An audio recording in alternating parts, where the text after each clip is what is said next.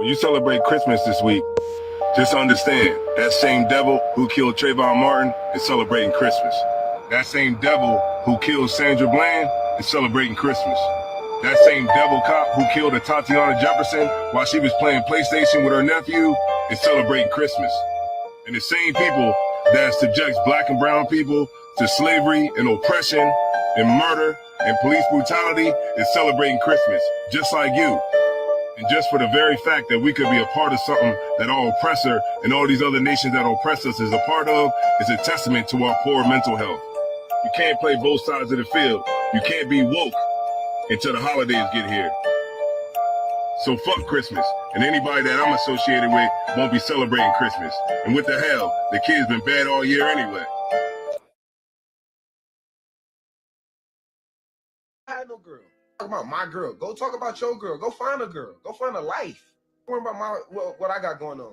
I know what I got. I know my girl. My girl been with me for 5 years. Y'all are just not starting to talk about me and just not starting to be with me. The NFL and the NBA love black men like Travis Hunter. They search out young black men just like him for the NFL and the NBA. What do I mean by young black men like him? Well, as talented and physically gifted as this brother is, he has a characteristic about him that is very valuable to the executives of these sports leagues. Travis Hunter is naive, and young athletes being naive is such a valuable quality. It makes it so easy for the coaches, NBA and NFL executives, the trainers, to be able to take advantage of these young, gifted, talented athletes. In the best-selling book, $40 Million Slaves, there's a part of this book that talks about the conveyor belt. The conveyor belt is the system in which coaches and scouts select black athletes from backgrounds that make them more susceptible to being taken advantage of and less likely to rock the boat. There's a reason why there is so much talent in our community, with only a small number of men make it to the professionals. You ain't never had no girl.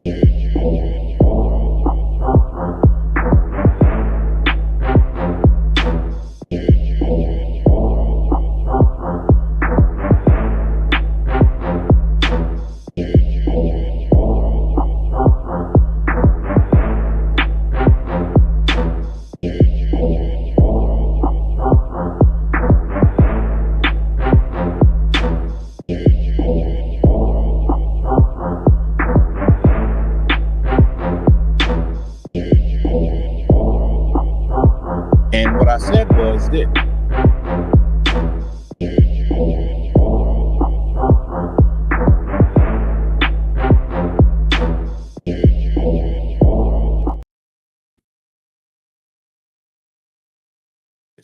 I said, it is not our business what is going on with any group. Many people will say, well, athletes, they shouldn't even be giving their 2 cents. They should stay in the ring. They should stay out of politics. I don't believe that's true. I believe black athletes should speak up when it's black issues. I believe black people should speak up when it's black issues. What's going on over there don't got nothing to do with us. Nothing at all to do with us. What's going on right now in Israel with the Israelis and the Palestinians is not our fight. So that's where someone like Floyd Mayweather messes up at, is by openly saying, I support this side, when it don't even got nothing to do with you. And what I said was this. I said, it is not our business what is going on with any group. Many people will say, well, athletes, they shouldn't even be giving their 2 cents. They should stay in the ring. They should stay out of politics. I don't believe that's true. I believe black athletes should speak up when it's black issues. I believe black people should speak up when it's black issues. What's going on over there don't got nothing to do with us. Nothing at all to do with us.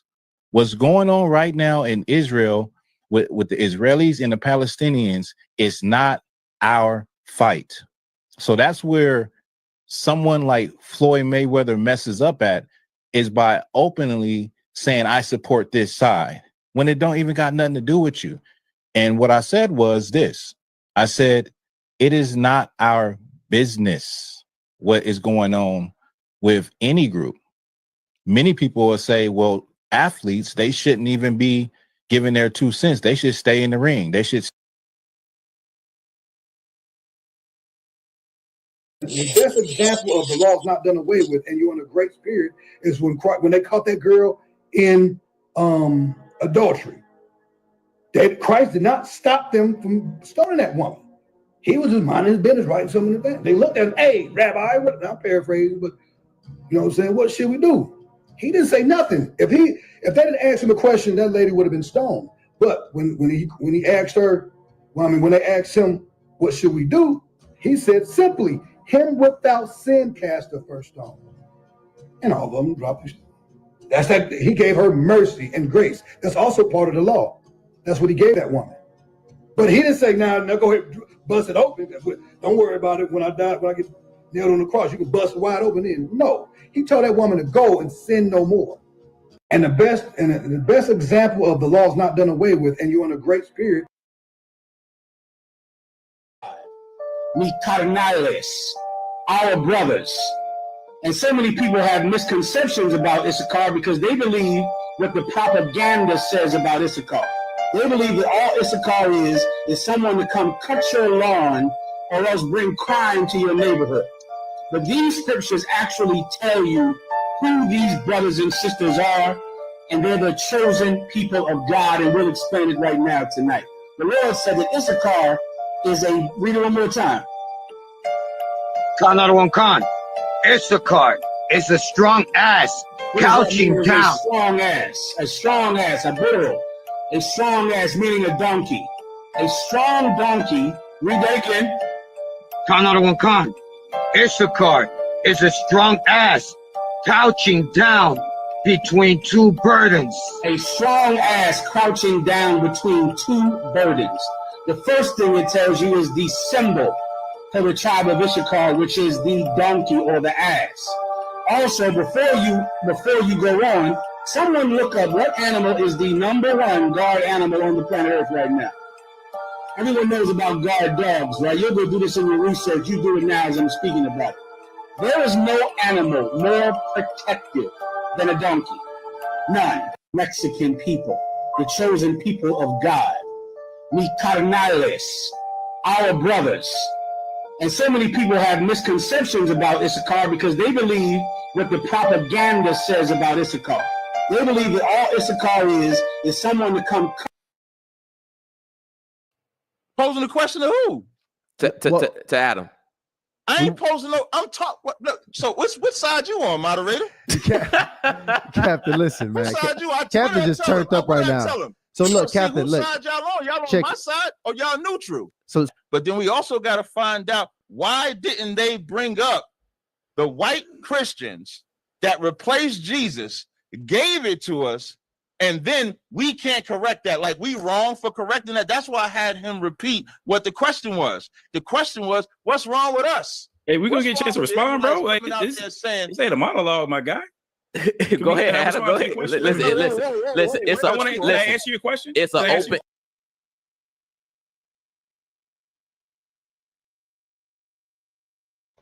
For everybody got something to say, it's two sides of the story, and I'm gonna give you mine. All right. First of all, I'm a man to hold myself accountable. All right. Beginning of the relationship, dating a truck driver, I didn't think that the rubber would meet the road like that, with Pink. First thing, I was just like, it's distance, too much distance between us. So, I had an ex, that I cut off. I was the cutting off stage with her. Shout out to IUIC. Officer told me, hey, if she don't want to get married, drop her ass. So I dropped my ex, get with Pinky. So lo and behold, she hit the phone, shot me a text. I ain't think nothing of that shit. So I didn't delete it. Damn, I should have deleted it. So, Pink got my phone, whatever. And which I don't care about her going through my phone. I'm transparent. I don't care nothing about that. She my wife. Of course, my phone is her phone. So when she found that text, it was so much surprise to me as it was to her. And, not making an excuse or anything like that. You know what I'm saying? Definitely hold myself accountable. So if you done with the woman, fellas, just go ahead and delete everything out of your phone. All right, check your phone, double check your phone before you get into another relationship. All right, so that's two sides of the story. There go mine.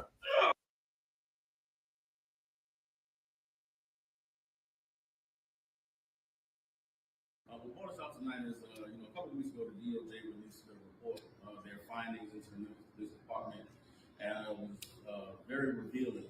The fact that this is a predominantly black police department in a city that is predominantly black, but there's uncomfortable levels of racial bias against the people here in the city. Having lived in Memphis, Tennessee for several years, I have experienced and witnessed firsthand the unjust treatment that black people receive here in the city. So I came out tonight to really raise some questions that the DOJ found in their findings to see if there was an element of white supremacy present in the Memphis Police Department, and if not, how do they account for the unjust treatment of black people in the majority black city and majority black people? Of course, most of this meeting was y'all kind of in small groups talking with representatives of the DOJ. What kind of stuff are y'all talking about? What questions are you asking? What questions are they asking? Well, we thought that it was, I had the impression that it was going to be like a town hall, so we could kind of raise some questions to the Department of Justice and really trying to get in depth into their report. But like you said, they broke us up into small groups, and they wanted to get feedback from the community on what ideas we had to give to them to increase the police's effectiveness and how they deal with the community. And it was taken aback a little bit because how can we be expected to give them solutions or give them ideas on how to fix the problem that they are the ones who are saying they can come in to fix it? So the questions we had for them were, what did they suggest? What did they feel they could implement to change the culture here in Memphis? Because again, if there's not an element of white supremacy in the department, then how do you account for these black people mistreating other black people in the community? So we weren't really able to get answers. Again, like I said, we were broken into small groups. So there was some good dialogue amongst the community citizens. We all have shared experiences and we've seen what's taking place here in the city. And so we were able to talk candidly about what we feel is the issue of the problem. But in terms of being able to get to the solutions, the Department of Justice wasn't going to be able to provide us with anything. Of course, they put out that list of recommendations, but a lot of it is, they're suggestions, but it's kind of abstract stuff. And of course, the city's not really cooperating. They said they're not going to go under that consent decree. I believe at the beginning of that meeting, they said they're going to have a few more like this. What do you want to see done? How can this kind of model up there be manipulated for the next time around and make it more effective? Well, I think, like you said, the outline that they gave was vague and very broad. I think that we need some specifics in terms of what can be done to change the culture the overall perception that the police department has.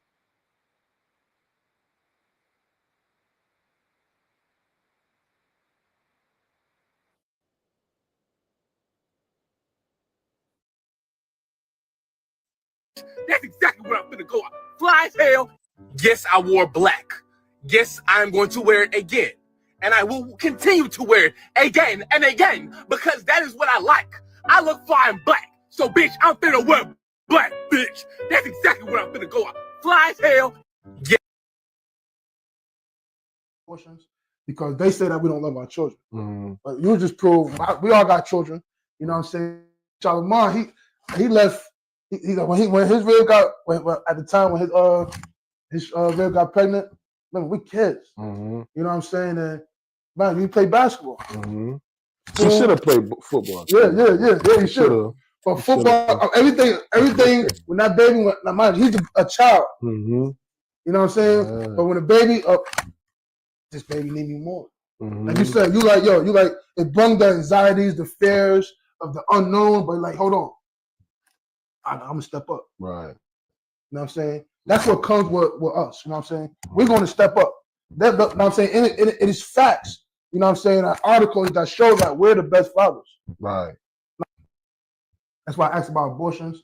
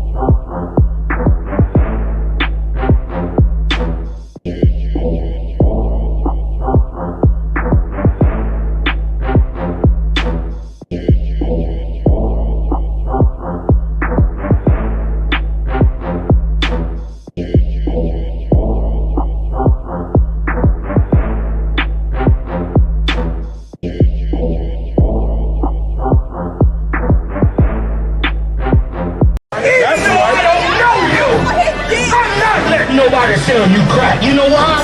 Because I never saw you before. But you a black man like me. That's right. And it's worth something. This is Black Watch with Commanding General Yohana, the only man to lead blacks, Latinos, and Native Americans. God made man on this earth. The white man he make man. God made man. God wants man to obey him. Bringing you real news. You don't need a black man in the White House. You need a black man in every black house. For many years, there's a lot of black people who didn't realize how deep the racism of white America was. You ain't gonna do nothing unless you decide where you gonna stand at with the Most High. This station is now the ultimate power in the universe. Righteous solutions to issues plaguing our nation. Boy, you better wake up and see the power that is within blacks, Latinos, and Native Indians. Join us every Monday from 9 to 11 p.m. Black Watch. Let the show begin.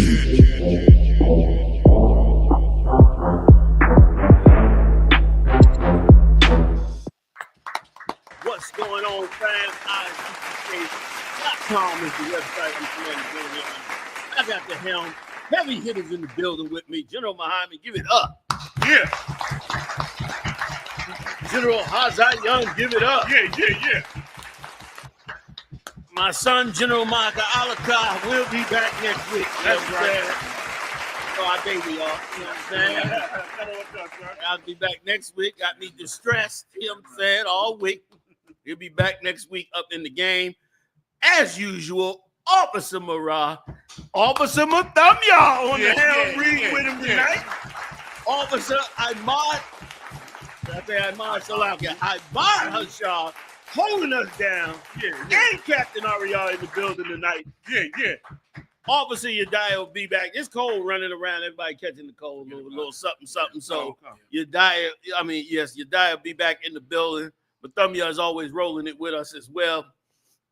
We gonna get it on. You know what I'm saying? So much to talk about tonight. First of all, so I don't forget, this Wednesday, I hope you join me this Wednesday in Philadelphia, 7 p.m. sundown at the Philadelphia School, 41 Garrett Road, Upper Darby, PA, 19082. We're going to be holding down the Feast of Hanukkah with all the brothers. I heard brothers coming all the way from North Carolina up for this one. Everybody's in the building for this one because they saying the hell with Christmas. It falls right on Christmas Day. Everybody's off. Brothers is wheels up. Delaware coming, I heard. DC's coming. Virginia's coming. New York, Jersey, everybody in the whole daggone area. Everybody's coming up, man. They cooking all kinds of manner of great food. Lamb. One sister told me she cooking leg of lamb for y'all. Good night. Been to marinate it come tomorrow night. Be ready the next day. So I hope y'all come up, man. We come together. And, you know, for Christmas, a lot of you going to miss your family. A lot of you going to feel the pain of this so-called Christmas because it's what you've been used to. But know this, that the sacrifice you make to break away from Satan is one step further for our nation. And not only that, it's one step further for your nation. So many people got in shootouts in their house for Thanksgiving. It was all in the news. People was fighting and shooting and killing. And we got all our families damn near is all in disarray, broken up, at odds. I don't care if you wealthy, poor. Don't believe the propaganda you see on TV by what's his name, the one that you put on a dress, Tyler Perry. You know, all them old Mama, Big Mama, and what's the movies where they have all the meal at the end of the week and all soul food and all that. That's not real in real homes. In real homes, they fighting, arguing, killing. You got to sit at the table. Muhammad brought this out the other day. You a 20-year-old girl. You got to sit with the man that molested you when you was 10 years old. That's what you got in these houses, man. You understand? Rivalries with brothers who done robbed each other, stole each other, criminals coming to the table, all that. You got a chance now to be with people that really celebrate the Lord and clean their slate clean. And bring in the Lord's high holy day. Like, daggone. We need the Most High. We get the Most High by being strong enough to fight this so-called Christmas. You're going to save a ton of money. You know what I mean? You're going to save a ton of money. Tons of violence going to break out in this Christmas celebration. You're going to hear about it. You're going to hear all about it, all in the mall and all of that. It's an evil holiday to a people that are oppressed. It is an evil holiday. Yet the Lord has given us a holiday to show us, you understand, that even in our worst times, we dwelt in tabernacles, man. We got out of our houses, man, and dwelt in the woods to survive. And that we would do it again. Like, it strengthens your spirit. We would do it again, if necessary, for our people to be one. Because once again, at the end of that hard road is something wonderful and great. So I ain't gonna run on it too long. But I hope all of you come on up, man, and join us. It's absolutely free. For those of you that may not know, it's absolutely free. All you got to do is come show up. We're going to feed you. We're going to have drinks. We're going to talk about these scriptures. We're going to go into the Feast of Tabernacle. We don't let the so-called Jews steal our holiday, and he's celebrating it and all that. They pouring down to us anything they want to pour down to us. The world is at war, and our biggest story is, what's the name of that football player? Travis Hunter. That's our biggest thing we interested in. The war is going berserk. You got drones off the coast. They killing in Ukraine. They dragging Turkey into the war. Syria done fell. Gaza done fell. Battles going on. They killing CEOs. They killed another CEO this week, blasting him. Another white boy jumped out on a copycat tip, blew him away out in Wisconsin. You can look that up. You understand? Those killings going on. And the worst part about it is our brothers and sisters who are caught up into the Christmas. This show you how this right here, and everybody can relate to this. This is how you know that Christmas is demonic without even me giving you a scripture on it. And I'm going to read, matter of fact, I'm going to read, if y'all don't mind, I'm going to read the scripture on Christmas, Jeremiah. But here's how you know Christmas is demonic. I'm going to show you it's demonic in the scriptures. And let me just say this. Can I just toot the ISUPK's horn for a second? That's right. The Israelite School of Universal Practical Knowledge is the first and the only one to have ever opened up the Bible and revealed the scriptures on Christmas. Am I lying? Lie, sir. Am I lying? Lie, sir. 1969. You ain't heard it from nobody else. Ain't no preacher ever said it.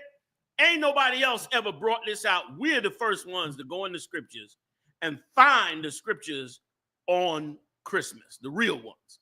But before I say that, I just want to say that for this so-called Christmas, here's how you know it's demonic. All you got to do is look at the spirit on our brothers and sisters. Forget about white people, they worse. But the spirit on us, we in a frenzy of stealing, robbing, right or wrong. Everybody working in a warehouse is stealing right now. Everybody working, if they in Best Buy, Walmart, Target, they robbing already. I remember growing up, brother, in Harlem, every time it was the holidays, you had to go in the house if you didn't want to be inundated by thieves. Thieves would come down the block at 11 o'clock at night with a shopping cart full of stuff in the box, still in the box. Blenders, toasters, microwaves, TVs, and give you a rock bottom discount on everything they stole. Forget about clothing. The side in New York City that homosexual males stole clothing. That was their thing. They was known for stealing clothing. They'd go in a store and come out with 10 raincoats. Where they put them, Lord only knows. They'd come out with 10 raincoats, 10 London Fog, $350 raincoats, and they'd sell them up in the hood. And that was all for Christmas. And that is not who we are. We are not a bunch of grubby, grimy thieves for our holy days to God. That is not who we are. And so that's why I want you to come join me, man. Can we have a righteous high holy day? Yes, you goddamn right we can. Can we have a righteous high holy day and be men about it? Can men come together and say, you know what? We not robbing and stealing for this holiday. Instead, we're gonna throw away your holiday. We ain't even gonna go in the store and buy nothing. We're gonna support that money with our own. Can we do that? Hell yeah, we can do that. And that's the direction that black people have to go on. Latino people got to go on. Native Indians, they already on the path. I done went up to Wisconsin. You understand? It was absolutely an eye-opening experience for me, man. Like I got into the zone of the children of Gad. And let me tell you something, man. If I could, big shout out to Captain DeBar Mar. Give it up, man. You got to give it up for him, man. DeBar Mar, and this cat loves the 12 tribes, and he is not afraid to go anywhere to wake them up. He pulls his connections together, man. We went up there to Wisconsin, man, and I didn't give him his due when I got back. I mainly talk about Captain Mawquah because he's doing such an amazing job. Midwest Monster Mayhem, you understand? But his captain right underneath him, DeBar Mar, his right hand man, that cat is bad as hell, and he's doing a hell of a job with the so-called Native Americans out. I mean, he came up there with so much clothes. I couldn't believe how much clothes they brought there. They loaded up the place 4 times. Like, they sold out everything. I mean, gave away everything. Had to go back to the truck, load it up again 4 times. They had to give out, I mean, thousands of clothing and stuff. And the Gadites were so thankful to it, except that one alley cat that was messing with my partners out. Outside of her, they were so thankful. They was so brotherly. You could tell that this is us. If this had been another nation, they wouldn't have been so thankful. If this had been some Edomites poor like that, they wouldn't have been thankful. Some Chinese, some Arabs, they wouldn't have been that thankful out. But these brothers, they was thankful and they was proud. They wasn't thankful grubbing. They wasn't begging.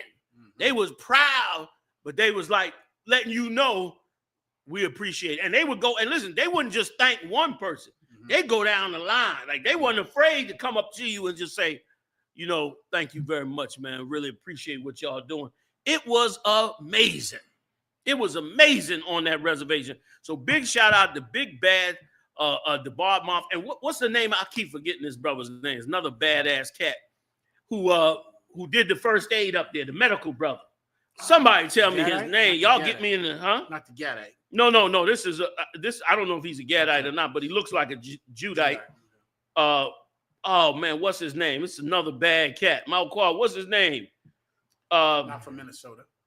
Not from Minnesota. He's from Chicago. Okay, I'm not sure. Y'all know who I'm talking about? Keziah Wan?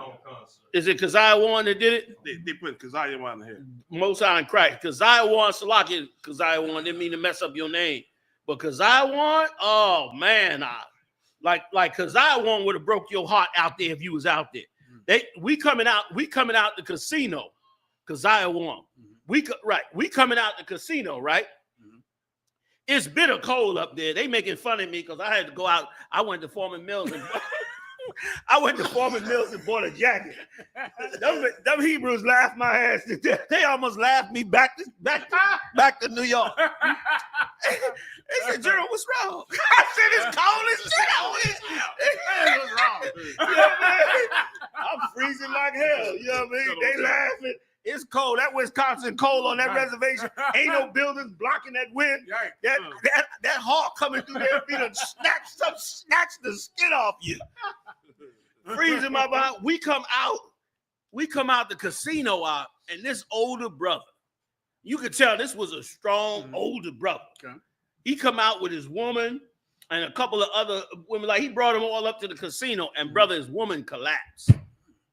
I mean, collapsed in the snow, in the parking lot, right there. Now, on the reservation, ain't no 911 send the ambulance. You on the reservation. Please. You know what I mean? Either you got it covered or you dead. Man, because I wanted to step right into the action. Went up and grabbed her up off the ground. Picked her up, started doing you see, we got a tape. I know it was a tape because I saw a clip of it. Somebody had it on YouTube. On the tape. He grabbed the sister, older sister, went right into the CPR. And I'm looking at the brother. I ain't looking at her. I'm looking at how's this brother taking this exchange. And he holding hard. But you could tell he worried about his wife. And boy, Keziah Wan was all over the case. Got her up off that ground, helped her out, did what he had to do. Man, it was amazing. It was biblical.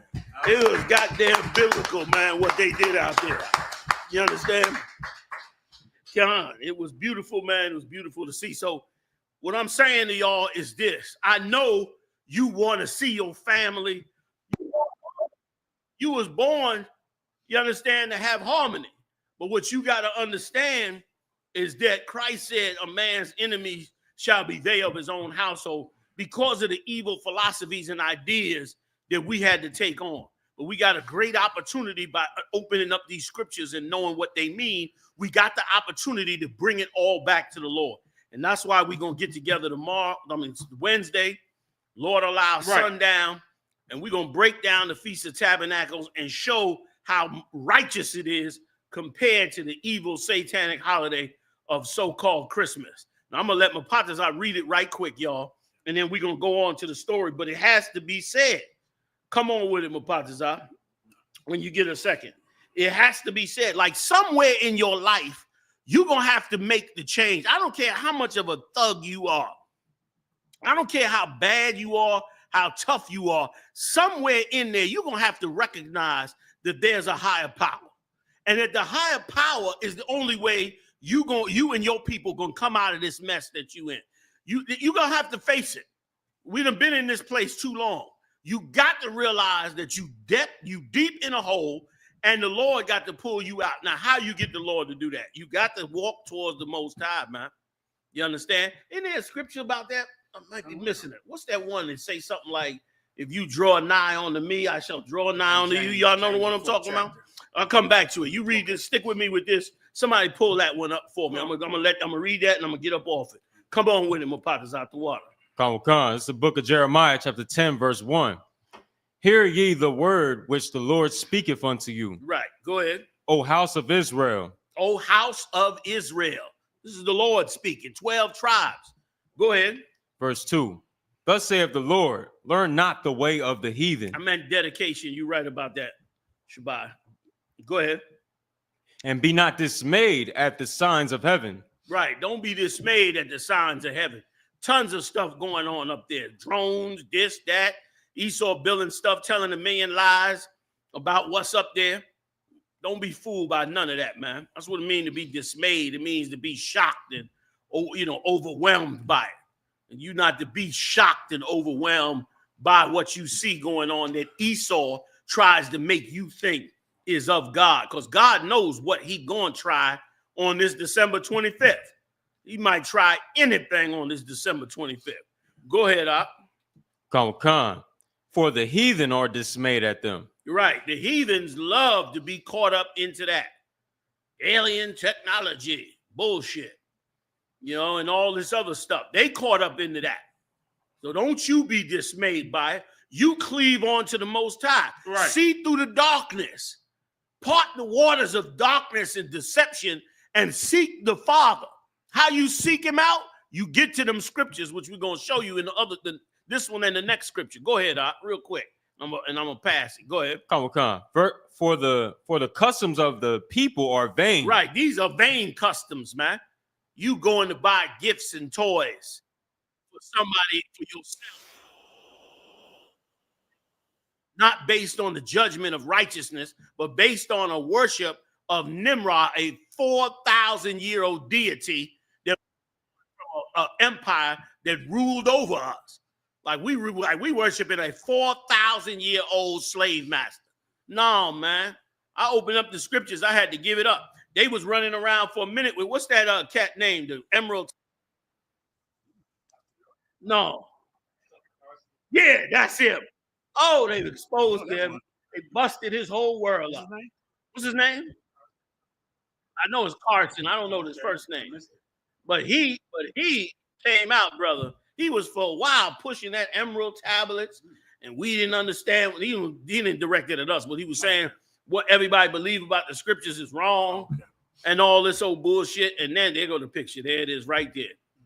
There it is right there. Blow that up big if you could, and all of that. And they came out with it and found out all that shit was bullshit. Probably was government behind that. Who the hell knows? Yeah, there you go. Can you zoom in at all out? Can you give him a little bit more? No way, right? Look at that brother down on the knee, brother. It's freezing. That's snow on that stone right there. That's snow you looking at on that stone. Look at her husband standing there, looking down in pain, and the other members standing right there. These is Gadites, huh? Brother, they were so righteous with us, except for the alley cat. They tried to threaten us, like we gonna be threatened in the wilderness with one of our own tribe. But Mapatazar, big shout out to Mapatazar too, because Mapatazar brought it right. Because she was a demon in the beginning, looking for Mapatazar. You know Mapatazar.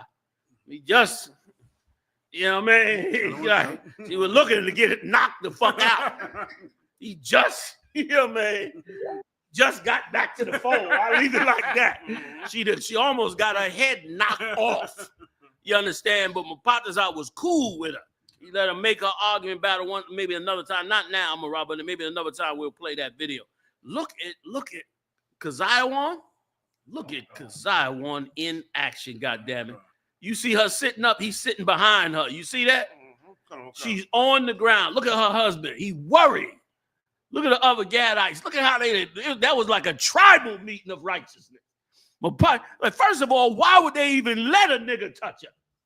In the middle of that zone, they saw that jacket and recognized. They recognized Tribe of Judah was here to help. He got down on there, man. He's one of the twins, isn't he? Yes, sir. Yeah, he one of the twins. They getting famous. He got down on one knee and revived that sister in the middle of the Wisconsin snow. It was amazing. It was amazing. And there was nobody around and nobody else to help. But the Lord had mercy on him. He's their he's the UPK Chicago's medic. Cool. You know what I mean? He had the equipment and he brought the gear with him and everything. Badass. Tell me about the UPK. You can kiss my ass, man. UPK is the shit. Niggas is bad as shit. So lock it. But so back to Christmas real quick. Salaki, I'm running on for y'all. Go ahead. Let me get this out the way. Khan, sir.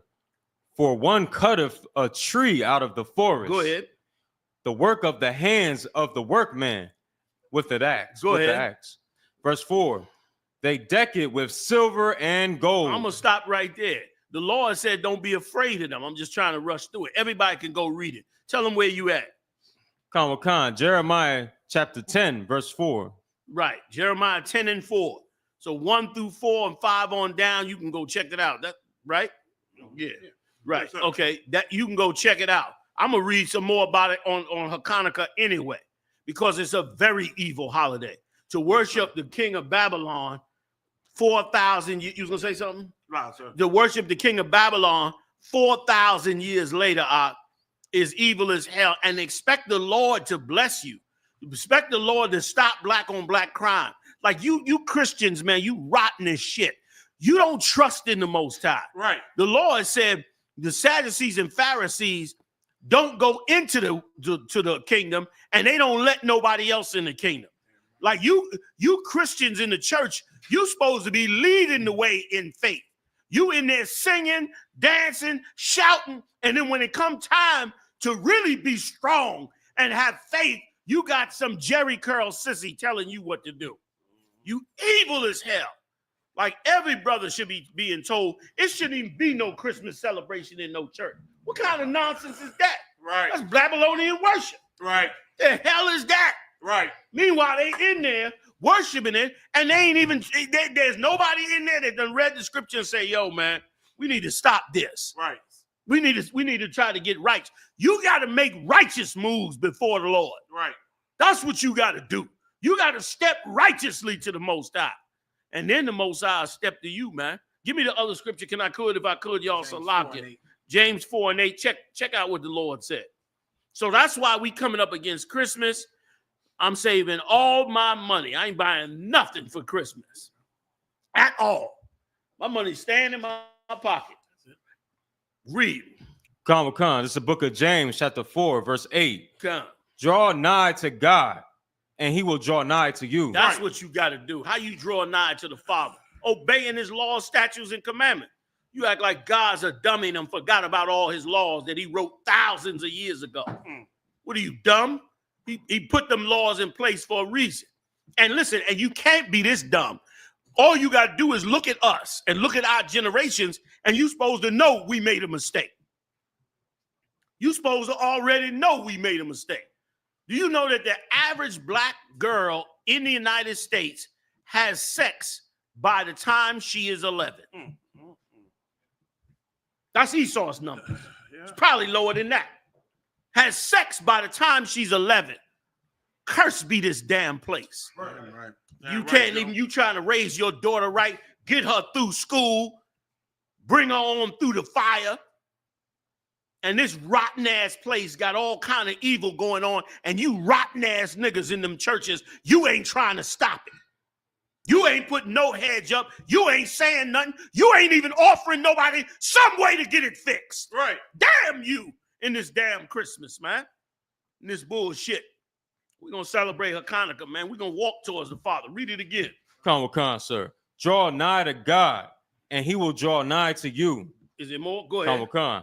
Cleanse your hands, ye sinners. See that? You a sinner, nigga, in the church. You a sinner. Right. And the Lord said, clear your hand, to cleanse your hands, man. Get it right. And you don't get it right by having a Babylonian worship celebration in the church on December 25th, so you can make some dumb bitch happy by putting light bulbs on a goddamn Christmas tree. Right. That ain't how you draw nigh to the Lord, dummy. That's why all these preachers got to get the hell up out of T.D. Jakes. All these nasty niggas got to get up out of here. Talk about he was swallow. Like, let me tell you something. The only reason this place is like it is because Esau rules. Esau rules. If Esau didn't rule, Black, Latino, and Native Indian men would clean up this nation in one generation. By the time our babies got raised up to an adult, this nation will be sinless. There'll be no more sin in this nation. But because Esau ruled, is why you can't go do what it takes to fix your nation. And that's why Christ made it said he was going to use the foolishness of preaching to confound the wise. You got to use the word of the Most High to wake them up. Can't put no hands on them. Go ahead, Ak. Is there more? Sir. Finish it. And purify your hearts. And purify your heart. That's what we're going to do Wednesday, man. Wednesday, we coming in to purify our hearts, man. To get right with the Most High. Go ahead. Ye double-minded. You double-minded. Because that's double-minded to worship Christmas, right or wrong. You're supposed to be trying to worship Christ's birthday. Supposed to be trying to worship a holiday of the Lord, right? A righteous day of the Lord. Yet you worshiping a Babylonian day. So you double-minded. You worshiping one thing and another thing, trying to worship them both at the same time. And is why, and let me tell you something. You goddamn preachers, you going to divinity school learning how to do this thing the right way, and you're not doing it. You're not doing it. And I can't wait till you have no more influence. And let me tell you something, man. Black people, Latino people, Native American people, we sleep. The only reason you got any fame in this world is because you entertain white people with basketball and football and dancing on a stage and singing. If it was no music and no football, nobody would know you was even exist in America. You'd be like the Native Indians. You'd be sitting in some ghetto just like they sitting in the reservation, and you'd be poor and broke. Not amounting into anything, because he wouldn't give a damn about you. He only care about you because he can make some money off you. That's why he built casinos for the ghetto, because there's good tax money in casinos. He get a piece of that action federally. That's the only reason he giving them casinos, because he'd let them starve out there in them woods of Wisconsin. He'd let them starve to death in the middle of the winter. That's what kind of animal he is. And you can't see it. You better come back and follow what the Lord said, man. Death is around the door for our nation. Start thinking outside the box, man. I yield. Salakia. The Trail of Tears, sir. Trail of Tears, man. Yeah, I mean, when they were going up there, matter of fact, they might have took their way up past Milwaukee. No, they went on that trail. Yeah. Listen, they said, if I could, since you brought it up, the Menominee tribe in Wisconsin was the richest Gadite tribe out of all Gadite tribes. They had 10 million acres. 10 million. The whole state of Wisconsin and beyond belonged to these Gadites. They said these Gadites, brother, was pulling up every exotic fruit and vegetable that you could think of. And listen, check out how bad the Gadites were. The Gadites would take a plant that's growing over here, and they'd put it over here and see how well it grew based on what they knew. And by switching around, brother, they had nothing but great things growing up there. And they said they had so much timber. They had the biggest timber company in America. They was shipping timber. They was cutting down trees and shipping timber all over the world. They had 10 million acres. They couldn't even run out. That's not to mention everything else. The United States government came in and took all 10 million acres. They got 265,000 acres now out of 10 million. That's what they got left. They was rich. They was rich, raising their kids rich, dressing in their gear, their whole Gadite gear. They was beautiful, huh? You go back, when you go up there, you look at the pictures and the paintings and the drawings. I mean, they was smoking bad and wealthy and working within their world.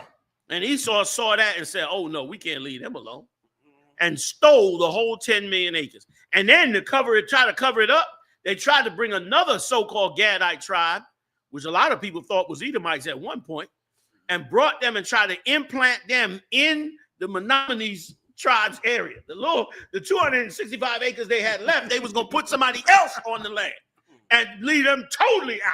And that's when the Menominee said, yo, you looking for war. They went to Esau like, look, you going to start a war. You don't back down. And finally, he backed down and gave them their little 265 acres. But now they got nothing to grow. They poor as hell. The Edomites got all of the logging information. Somebody need to look into that. What's that? The Bureau of Indian Affairs. Somebody need to look into that out. Because why is there no development? Even 265 acres, there should be massive development on that land. Right. Instead, they slap a casino on there that only barely you got to drive into the mountains to damn go there. You got to go up there. You might lose a leg with frostbite trying to play craps. A roulette wheel up in that goddamn place. You know what I mean? It's a beautiful casino. You can see this is just one ballroom. It's a beautiful, beautiful casino, but they always working against the Gadite tribe. Now, this kind of evil and injustice out. This is because we refuse to return to the Father. And we better get our act together and go back to the Lord. I ain't gonna run on. I yield. Y'all got it. You know, man. It's a lot. You got it. Come. China warns U.S. of Taiwan red line, playing with fire. The U.S., while adhering to a decades-long diplomatic agreement of the One China policy, which acknowledges but does not endorse China's claims over Taiwan, remains the island nation's leading arms provider. In other words, the U.S. piling them up with weapons. They getting ready for this war. They all know this war is coming, and they all preparing for it. Go ahead, Come. The U.S.'s military aid support of Taiwan often causes tensions between Beijing and Washington. The U.S. State Department reaffirmed in December that the Washington's approach to Taiwan has remained consistent across every administration for the past 45 years. And they got China shook right now. And the reason they got China shook is because they let the Ukrainians fire onto the Russians straight up. You know what I mean? Like right inside Russia. And now, did y'all hear about Trump? Trump announced that he wants the Panama Canal back. And everybody know why, right? Because China runs the front end and the back end on the two countries on the front and the back end. China running them ends with everything coming through the canal. So they know if they don't get on top of it, China gonna be like trying to cut them off. And so now they demanding that Panama Canal give them full rights to the Panama Canal. Otherwise, they're gonna go in there and take it again. You remember they went the last time when Noriega was in charge. They killed so many Panamanians, bro. They wiped out his entire army and put him in jail in the United States. Like they went down there and showed you what they was made of. They was using them laser weapons. That they was in there with that Terminator shit. That shit. They had that down there. You go down there, they cutting cars in half with them weapons they had. Like you got to serve the Father. That's how you get out. Like Moses went and served the Father, and the Father showed Moses how to free the 12 tribes. Christ died on the cross. Christ's going to come back and show you how these 12 tribes are going to come up out. He already showed us in his walk. He's going to really show us when he show up to put this man down. Stop trying to think you're going to do this on your own. Serve the Most High. That's how you put this down. We always distracted by some silly ass fool that come on with some fake philosophy. Remember last summer, Muhammad, them cats was running down there with guns they running down there with guns down there in Georgia. Who they gonna deal with and all this old bullshit. Now, where they at? We don't hear nothing about them. Meanwhile, we steady building. We could have went down there with guns 10 times the amount they had. That's not how you fight Esau at this time. You serve the Most High. The Most High, like anybody, you got to get, some, what you call it, man, when you got a child and you want them to build up something in your favor that you want, like you some chores. Okay. Yeah, like you got to do some chores. You got to take the trash out. Get me right. You got to take the trash out. You got to go clean the basement. You got to clean that dog kennel. You got to get some. What they call it, chores. You got to get some chores under your belt. You know what I mean? What you think? You just gonna run in and no? You gonna get some chores done, and then the Father gonna come and get you, man. And that's what we need. I yield, Salaki, y'all. I was looking up the story you said about Panama. Yeah. Trump said on Twitter that he vows to own Greenland. Damn. As well as control the Panama Canal. He just taking Greenland? He said he was going to make Canada the 51st state. That was like 2 weeks ago. God damn. They finna rob the earth. They're going to rob the earth. Trump wishes to control Greenland and Panama Canal. Not a joke this time. Damn. He in the last 4 years too. He can do whatever he wants. it's gonna get greasy. You know what I mean? And thanks be to the Lord. You know what I mean? Listen, one, and then we take this light sometimes. You rotten ass Christians don't. Like, thanks be to the Lord, he gonna deliver us. But also, thanks be to the Lord, he's showing us this ahead of time. Give me that scripture if I could. The one where he said he showeth his works to the prophets. Mm-hmm. You know the one I'm talking about in Daniel? I think it's Daniel. I think Psalms. Psalms, Salakia. Get that for me, man. Let me give this to everybody. See, you got to get focused, blacks, Latinos, and Native Indians. You getting ready to come out of captivity. First of all, you got to recognize you in captivity. You in social arrest. You in physical arrest. You in economic arrest. You in spiritual arrest. You got arrest warrants in all categories. You understand? And they being carried out on you, and you need to return that. Salaki, I yield. Come on with it when you get it, and I'll get out your way. Psalms 147, 19 to 20. Yeah. Psalms what? 147. No, I'm not sure that's the one. Is that it? Word unto Jacob. No, the one where he said he showeth his word unto the prophets. He will do nothing, but he will show, but he showeth his word. Salaki. That one's good too, of course. But this one goes, I think, straight to what he's saying. Anybody know that one? I think it's Daniel. Y'all give it to me when you get it. Psalms chapter 111, verse 7. Go.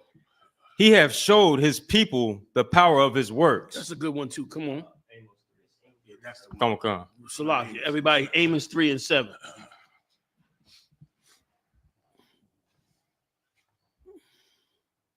Well, let's drop it. Like, we got a power. You know what I'm saying? Like, we've been given a weapon. When we going to use this weapon? We've been given a weapon to clean up our nation, and it's not a gun. It's not a bow and arrow. It ain't a knife. You understand? Through the mercy of the Most High, we've been given a weapon.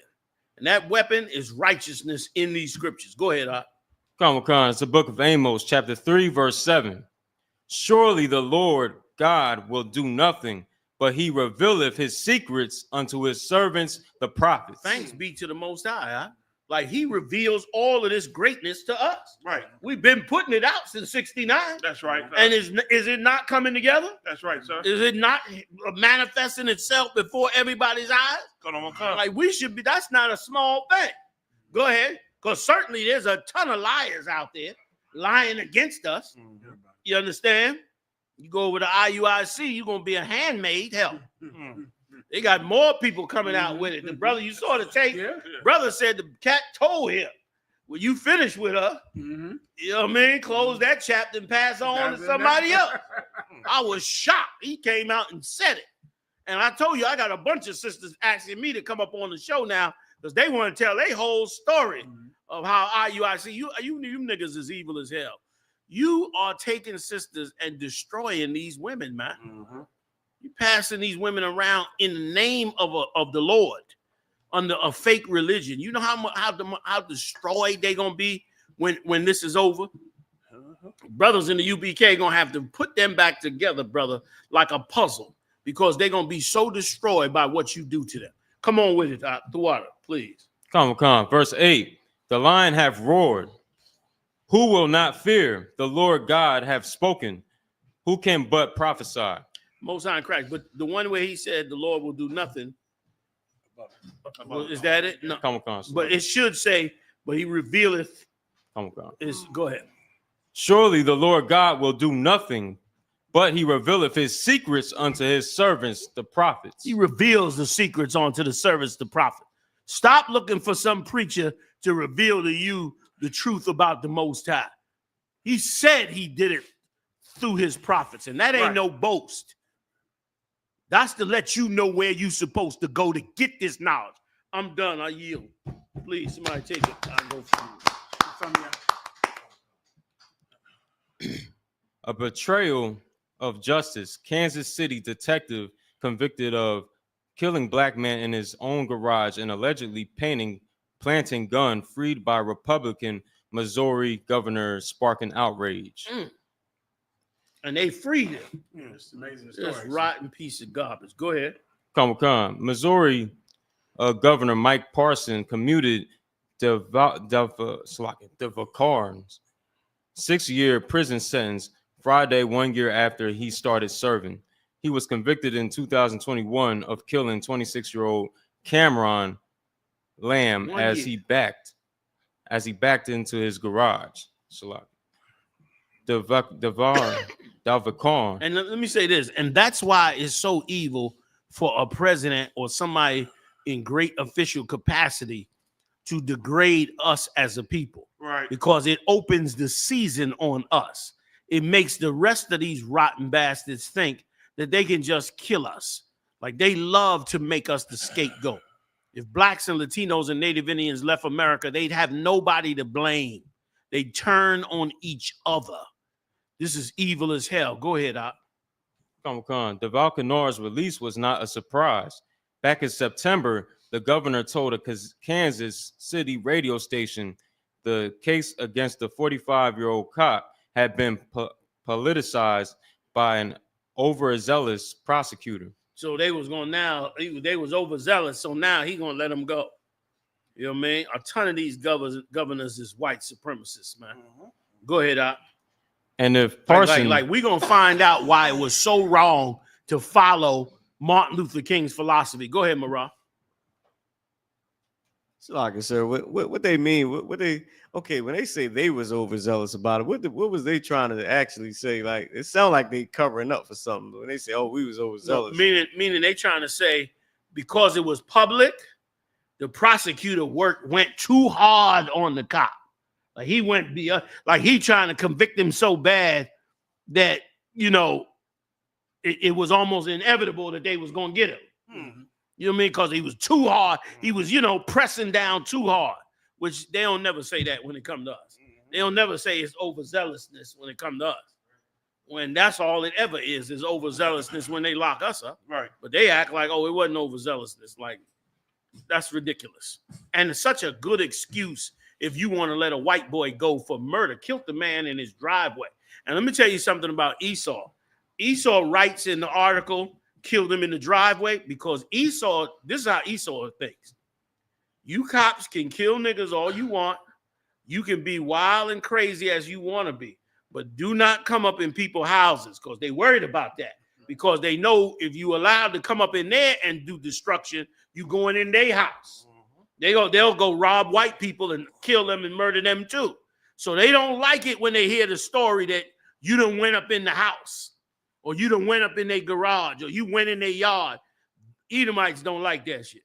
They on that Fourth Amendment hard. But that's why they put it in the story. Go ahead, Salaki. Or anybody else. Go ahead. Come on, let us talk. You got it right. The economy would collapse if we left. You so right. It'd be dead like Russia in this place. It'd be like living in Ukraine. Go ahead. And if Parson hadn't freed DeValconor, his successor, Mike Cahoe, who takes office next month, said he'd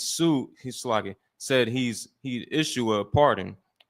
Parson decided against a pardon, commuting the sentence instead. Right. He didn't want to pardon him because that was too much heat for him. Because obviously he murdered this brother. But he gonna commute his sentence, meaning he keep the conviction, but he shortened his sentence to 1 year. Black people will never get a break like that. You hear about us after 25 years in a cage for something we never did, for something that was obviously not our fault. First of all, it ain't no white people after 400 years. Ain't no white people are supposed to be on the jury with us. That's supposed to be like illegal. It's supposed to be like, you know what I mean? It's supposed to be like in the real world, of course, they ain't never going to do that. But that's what it should be. And that's why you need prophets of the Lord, because they're going to lay justice out the way it's supposed to be laid out, according to the scriptures. We would do it with the Edomites. If we had the Edomites 400 years in slavery, and we said, now we're going to free the Edomites and let them, move about freely, the first thing we'd be saying is, listen, man, nobody can judge the Edomites because we had them in slavery and we hated them. So let's leave. The Lord said it. Thou shalt not hate a goddamn Edomite. Right. The Father said it. He said, don't hate them even though they did us that wrong. We wouldn't even hate them based on what the Lord said. But we got to live under them while they continue to hate us for goddamn forever. Forever they get to hate us and be that way with us. Righteousness is coming into this earth. I don't know about y'all out there, but I'm holding on to the Most High. I'm not letting him go. You know what I mean? Damn And right, I know sir. y'all feel the same way. Damn right, that. Go ahead, Doc. You got more on it? If I could, General. Please. And then this falls to the hands of you Christians. While y'all trying to celebrate Christmas and holler about Christmas, you know, General Muhammad class was real heavy today when he brought out about, what's that cat you brought out, Joe? Pat Roberts. And how he was saying Christmas is about Saturnalia and all the lewd sex they did had nothing to do with Christ. Like, that's the truth. But you Christians put a different narrative, which is why we're so destroyed in this land called America. This is the reason why. But tell me, give me Ezekiel 13, 4 and 5 real fast. It's the reason why these things are going on, man. Like, we in a battle. You understand? And we need a protection around us. But you're not putting protection around us. You're worrying about getting paid, getting money. You're worrying about the lies you're teaching. You understand? Not worrying about the people. And listen, it should have been an outrage that this happened. Matter of fact, they shouldn't even listen. With all the so-called power we're supposed to have in a land called America, this right now, 2024, should not have happened. No. They should have been afraid to do what he did. With all the power y'all think y'all got in a land called America, and all the so-called superstars and judges and mayors, they should have never even thought about doing this here. But they do it and get away with it because you're not putting a hedge of protection around your people. You got to phone me with something, y'all? Come on. This is a Read, boy. book. Come on. Ezekiel 13 and 5. Go to 4. Verse 4. O Israel, thy prophets are like the foxes in the desert. That's you Christians, man. Y'all slick. Like a prophet. I mean, a fox is a slick animal. Run around and hide, do all kind of things. That's y'all. You like the fox in the desert. Don't care about your people, man, but you care about getting paid, though. Care about that money. You say them slick words to get paid, don't you? Them old, what's that? Them Cadillacs and them now lady shoes I be wearing. Excuse me, y'all be worrying about that, huh? Worry about getting now lady shoes. Colors. Yeah, I mean, y'all worrying about that, huh? But you ain't worrying about the people in the ghetto in the hood, man. Go to verse 5. Come. Ye have not gone up into the gaps. Go ahead. Neither made up the hedges for the house. Let me tell you something. The gaps and the hedges is the ghetto, the barrios, and the reservations. You heard what Commander Yohana said about when he went out to the reservation. You see what's going on in the ghettos. You see what's going on in the barrios with the other tribes is that, right? I don't want to say Spanish. They are, but I don't want to separate. I'm going to keep us together. Salaki, so why they're not. You know what I mean? But y'all don't care about that, man. What you care about is filling your coffers full of money and getting paid. That's all you care about, man.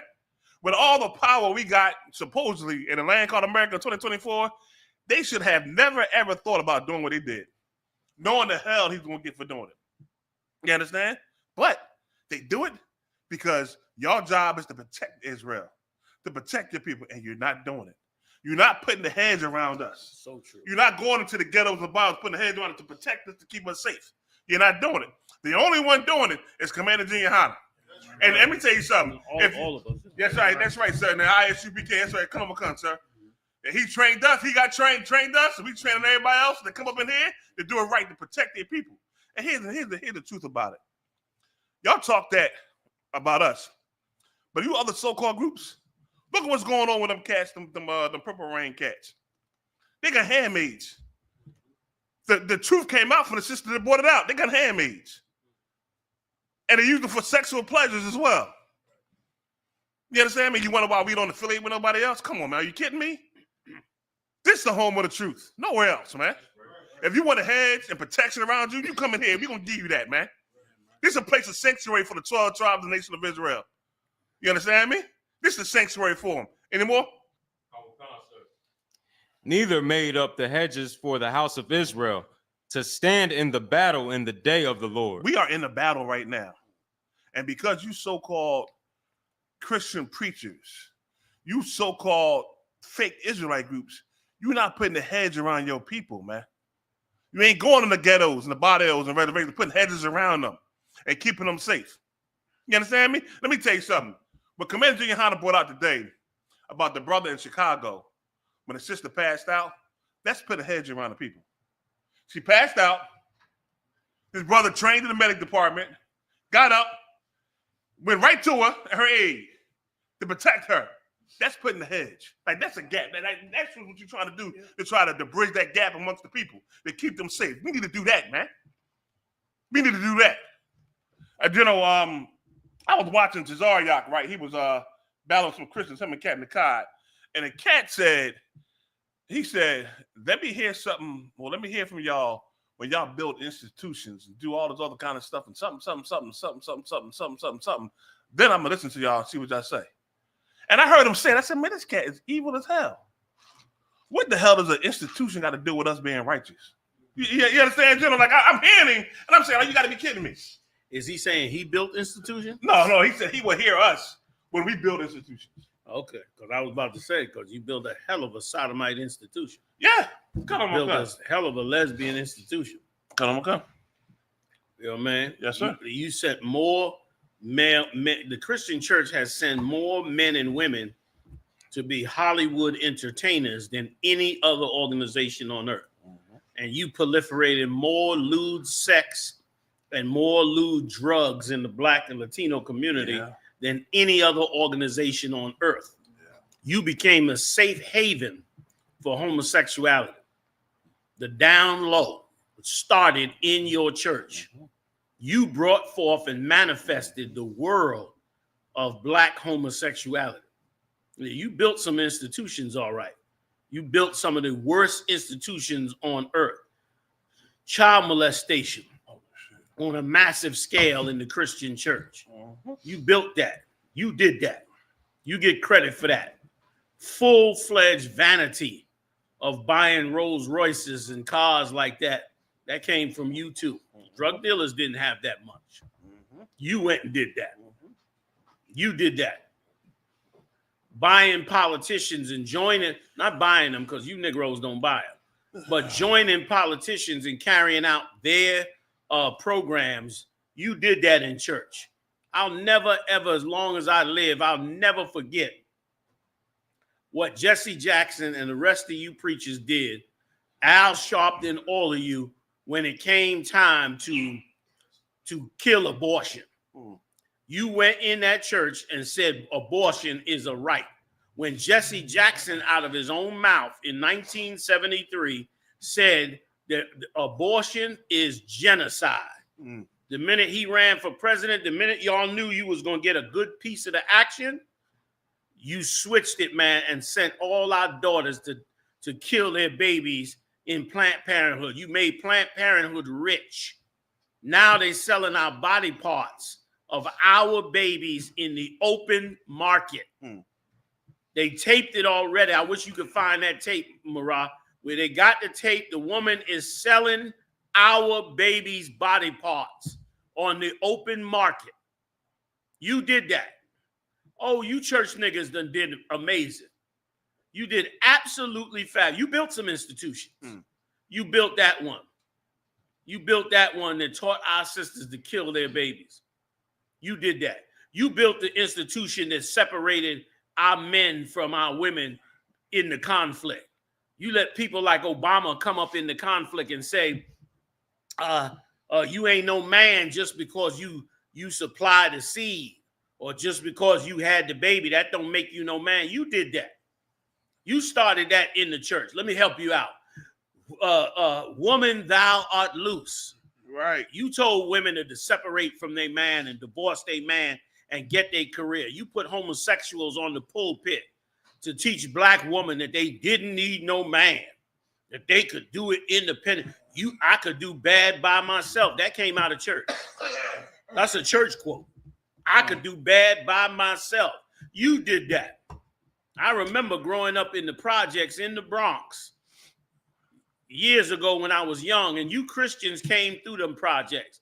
Jehovah's Witness, Seventh-day Adventists, y'all was the main ones in them projects, knocking on people's doors early in the morning while their husbands were out at work and filling them women up with poison and lies. And the next minute, you know, them women were throwing those men out of those houses by the droves. You wicked, evil, disgusting bastards did that. I watched it with my own eyes to where I was confused. I know now, but at the time I was confused at what was going on. And I almost believed that it was something wrong with the men, that these people were coming to your door to reveal some evil shit the men was doing. I couldn't understand the shit. And when I grew up and realized what was going on, then I realized you wicked, evil, wretched bastards. You the ones that did that. You destroyed them families.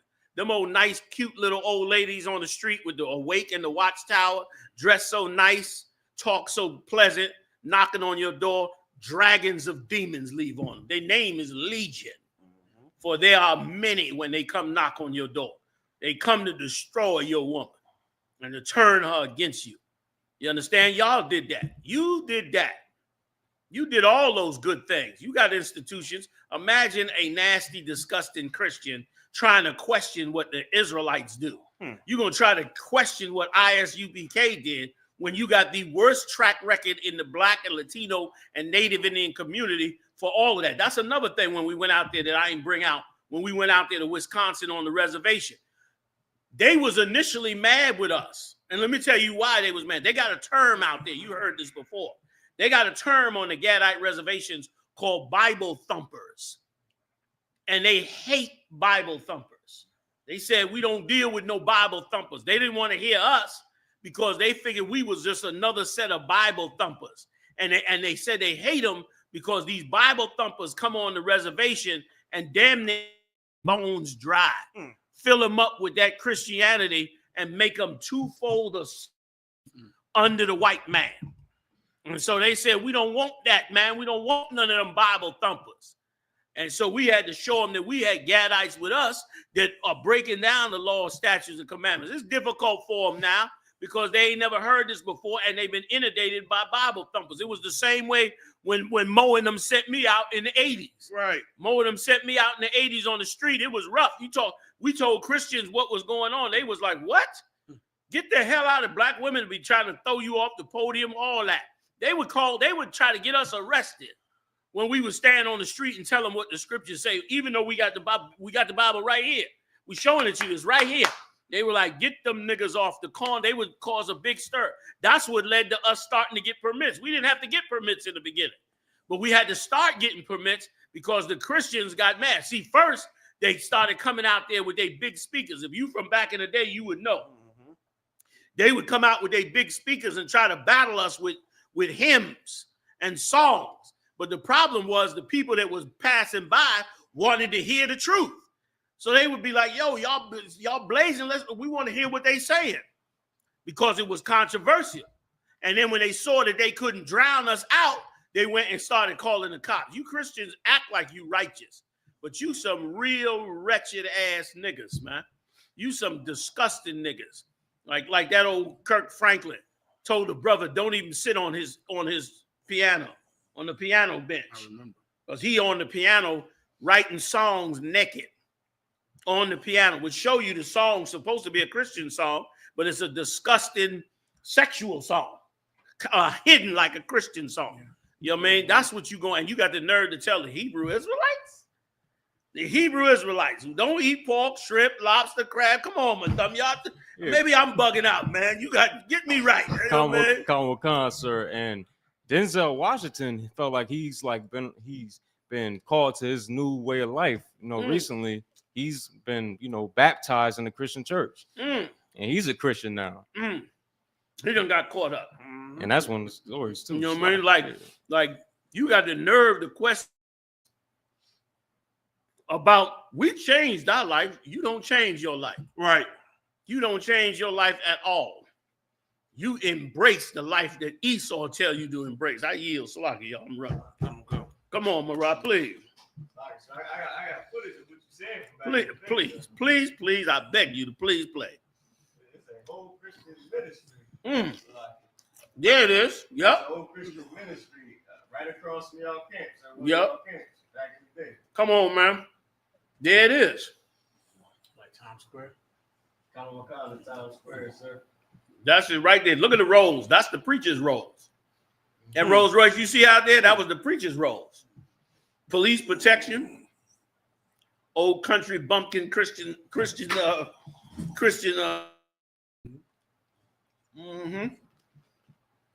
Yep.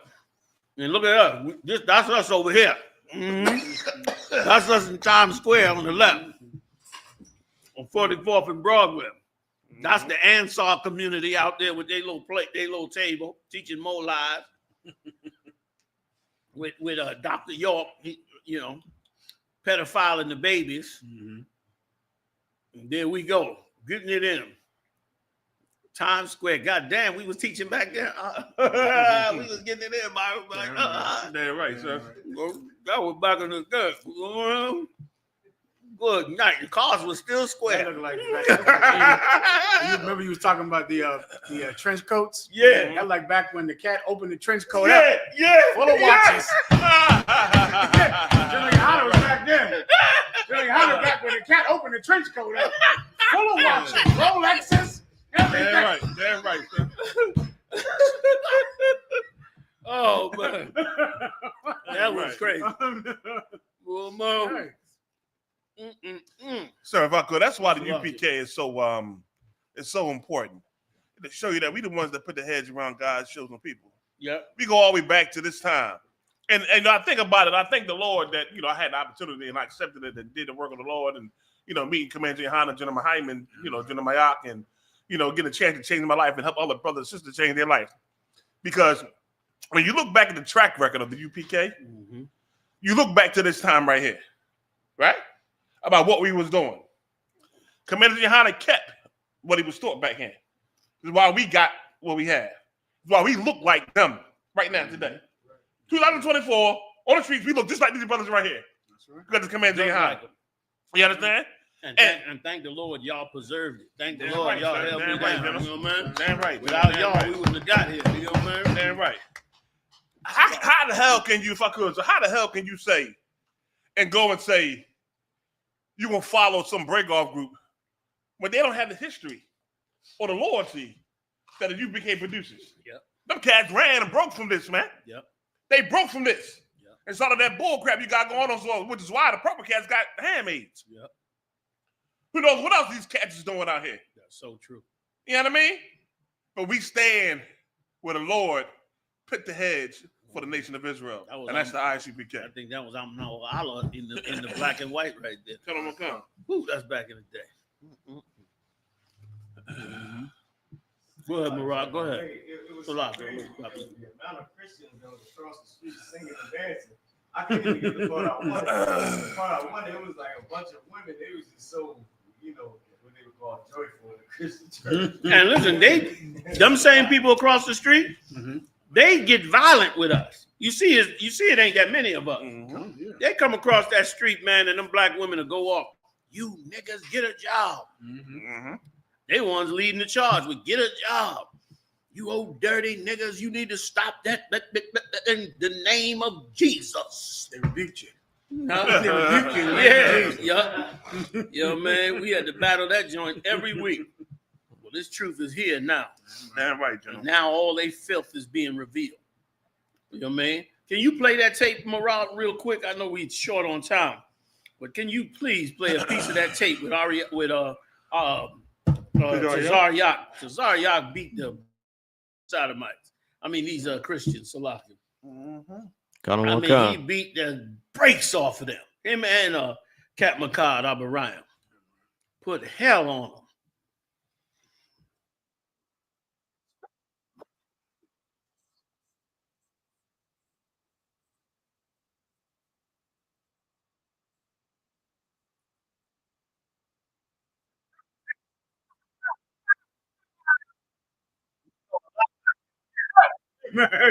Cap usually cool, but I know they was getting under his skin with their nonsense. Go ahead, Salakia.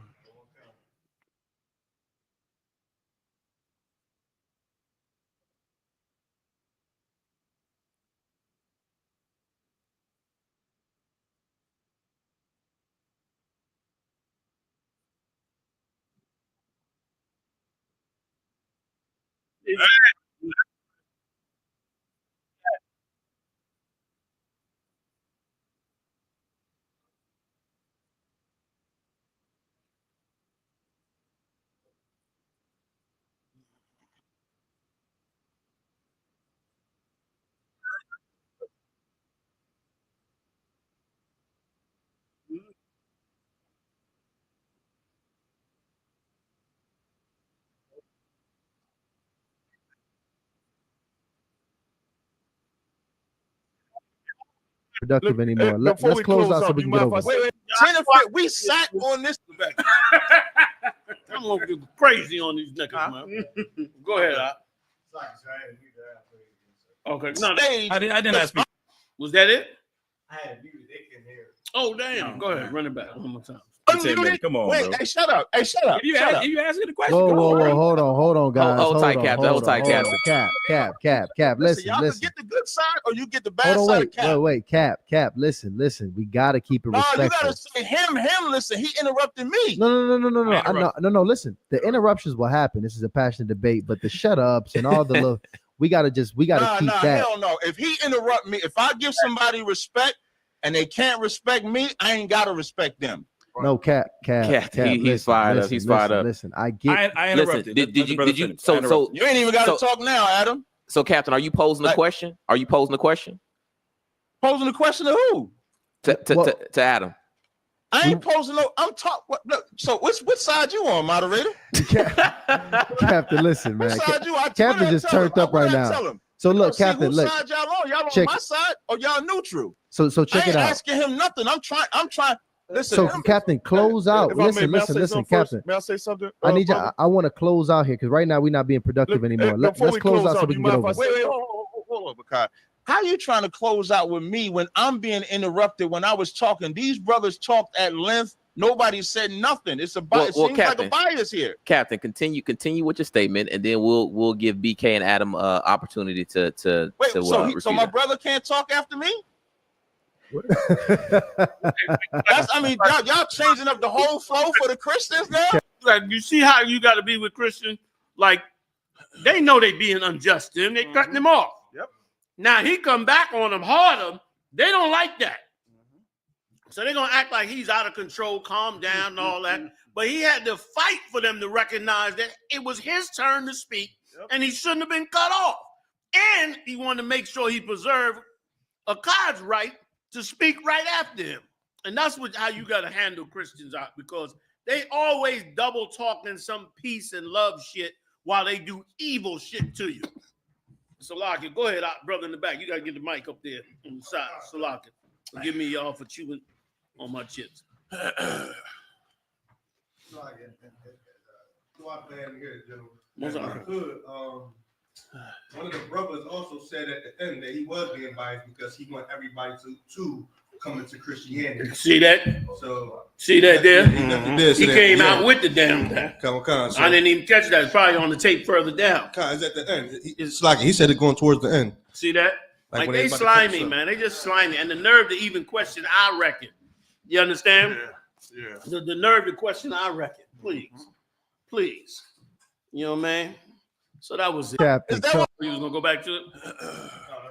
That was it on that. If I could, General. Last sentence. But when that guy came on there talking that trash, and they was like, "Oh, what you got to say about that, Cap? What you got to say about that? What you got to say about that?" When Cap hit him with that book, Lost Tribes in the Promised Land, and hit him with that scripture about Deuteronomy, the Hebrew Credo, everybody got quiet. The guy that got quiet, the moderators got quiet, everybody had nothing to say. School was in session. In session, sir. He cut him. You know what I mean? Big shout out to Tazariot, man. Captain Tazariot. Man. Yeah. Go ahead. What else you holding? I know you're holding some good ones over there. Come, sir. The next one. Private messages from Travis Hunter's fiance to another man surfaced online that has social media questioning her actions once again. The Travis Hunter Liana Lani whirlwind has picked up considerable pace over the past few days. The weekend was particularly rough for the Colorado Buffaloes two-way star, with what's likely one of the most stressful periods of his life hitting him when he should be the happiest. Hunter was named the 2024 Heisman earlier this month, but since then, it's been all downhill as the internet is pressuring him to leave his fiancée, Liana Lani. A clip has since... I got to stop you right there. I can't take no more of this shit. Salaki already. Well, I can't take no more of this shit out. Who cares? Who gives a shit? Didn't he get a football deal? How much was it for? $1 right now. Yeah, he has an NIL deal. It's probably worth $3 million or something like that. Like, who cares? This $3 million. Like, who cares? Let me tell you something. This right here, this is done by Esau to keep us distracted. Like Esau go and set this. He got hundreds of websites and hundreds of influencers that he pays. All these top influencers, he pays them. And when he got a story to distract us, he just roll that story out, man, and keep that shit swirling and swirling and swirling. And we get caught up into the damn story, and then we lose sight. A brother just got killed in his garage by a goddamn cop who's having the sentence commuted. Death in America is high and gonna be high for the so-called Christmas. None of that hits the right story. I mean, none of that hits the right level, not because it doesn't hit the right level, but because Esau keeps us out of it. Esau knows good and well that this is not even who cares? Like cats leave women all the time. And they stay with women all the time. If he want to stay with her, maybe it's something and is evil as hell for this. Maybe it's something he know about her. The scriptures say this: no man knoweth the man in his maid. Right. Some cats, he might be a cat that like a monster. Or maybe she was down with him, you know what I'm saying? Maybe she's a monster, but maybe when he was poor and had nothing, maybe she was down with him. Now he done got some money, so maybe he's chasing maybe he's chasing women now and is pissing her off. Who knows? Maybe she's sick and he always took care of her, and now he see that, she was sick. You know, man, there's a ton of sick women in the hood, but some of them sick women will have stuck with brothers, and then when them brothers become successful, them women get mad because you got another woman or you famous or whatever the case is, and them brothers try to, they not the same. Like they want him to be a cold-hearted bastard over the broad. Like only he know how much or what he done dealt with the woman. Right. Now, if she went out there and committed adultery or whatever, he's supposed to deal with that. But I mean, is it that important that this football player's relationship with his woman is like, oh, what's the latest? Did Travis get rid of her? Did he keep her? Like, it's the dumbest shit in the world. And let me tell you something, as men, the women can be all into that. Women, y'all go ahead and have fun and laugh and joke about it or whatever you decide to do.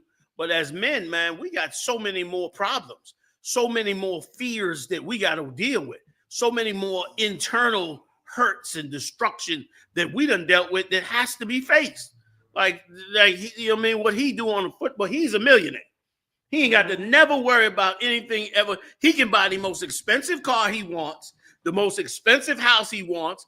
He can pay all of his bills. He can send all his children to private school, and he's famous, and he's going to make more money. He's all right. What about the brothers that's going to freeze to death in this winter cold? That's what I want to know about. What about the brothers who are going to be on the street freezing to death because nobody gave a damn about them until Christmas came around? Now Christmas come around, now you're going to give out blankets. You're gonna get some old, right? You're gonna give out some ratty blankets and some turkeys because it's Christmas and it's 15 degrees. I got up yesterday, man. It was 15 degrees in Philly. All I can think about is there a shelter in this city for these brothers and sisters? K&A up there in Kensington and Allegheny, there's 450 people living on the street up there that is getting high. The cops going around shutting their fires off because they can't let them burn down the goddamn buildings. So the cops got to shut the fires off. They're getting at least damn near a murder every other night out there. Somebody getting stabbed, killed, shot, either over drugs between drug dealers or drugs between drug addicts. So you and we concerned with Travis ain't his woman. With the bitch, did she fall out of the rolls? What happened? Maybe she didn't get her silk sheets. She ordered them in black and they should have came in purple. Like, come on, man. We got men don't need to deal with that. Sisters can deal with that, or kids or whoever. You got the poster of the football player on the wall when you growing up. Go ahead and deal with that. But men, no, man. Like I got a new appreciation after going to the reservation. I got a new appreciation for when you see them old photos. Marah, find me an old photo of them Gadites sitting around in the powwow. See if you can find one.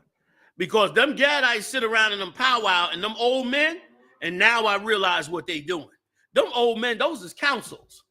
Them powwows, you see them powwows, you see all them Gadites around and the old men be there. Those were the powwows that the older men sat in to make decisions about the whole tribe. That's what they used to do. And so that's real, like they took away a lot of what we did. And there it is. See, they'll get together on a powwow, but that powwow was actually a political event. Make it big if you could. That powwow was a political event. They came together, came out they different areas, sat down, put on all them headdresses and all that you see. Those was ranks, Muhammad. Those was ranks that they had. They brought their kids out, their families out, and they sat down and they discussed what it is that they needed to do for the whole tribe. Powwows was famous. Sometimes they had to sit down with Esau and powwow with him to decide how they was going to politic with him. And that's what black men got to get back to. They ran us off the corner from doing this righteous thing. I told you when I grew up in the Bronx, the tribe of Ephraim, the so-called Puerto Ricans, that was their thing. They would go get their beers and they would sit out all in front of the bodega, the little shop store. And them old heads would sit out there, brother, and discuss what was going on in Puerto Rican life and what they should be doing in the neighborhood and all that. And it was natural. And of course, Esau made this shit illegal and they couldn't do that shit no more. But that's what we did. Understand? That's our culture. That's our nature. And black men, Latino men, Native Indian men, that's your job. That's what we got to get back to. Later for who cares about some little football player kid? You know what I mean? I'm glad he got rich. I'm glad he, working out whatever he work out, you know what I'm saying, with his woman. But come on, man. That ain't grown man business right there. That's little kid business. Go ahead, Knock. Big shout out to Knock back in Philly. Congratulations.